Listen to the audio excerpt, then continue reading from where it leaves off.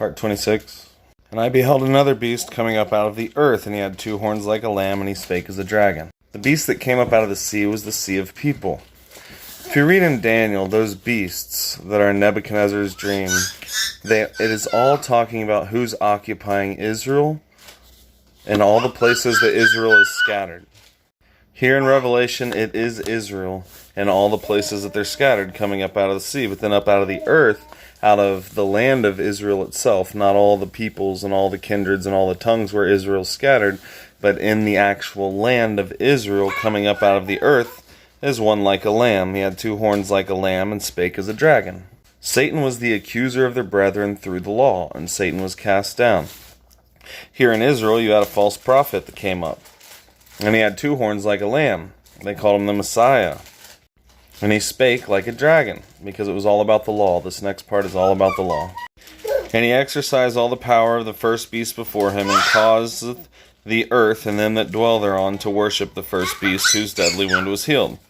And he does great wonders, so that he maketh fire come down from heaven on earth in the sight of men, and deceive them which dwell on the earth, by the means of those miracles which he had power to do in the sight of the beast, saying to them that dwell on the earth, that they should make an image to the beast which had the wound by a sword, and did live.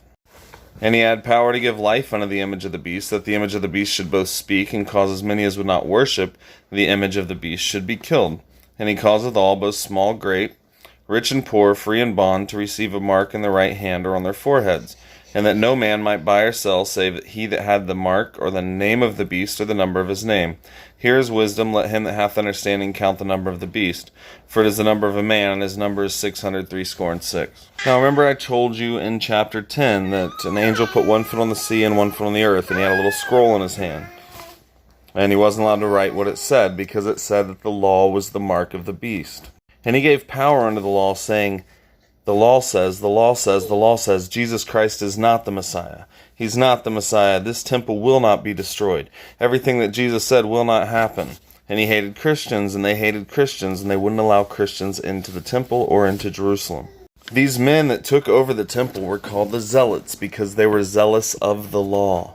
Whenever Simon Bar-Jorah, one of these zealots, came back to town, it's recorded in history that over 1 million Jews, at least I think it said 2 million Jews, were worshiping him, calling him the Messiah. And John of Giscala killed all the priests, 12,000 people of the priests and the council, so that they could take over the temple. So I'm going to get into the mark of the beast and what they did here next. But also know that it is recorded in history that whenever the believers fled into the place that they would have prepared, the glory cloud moved off the temple in 66 AD and went into the wilderness.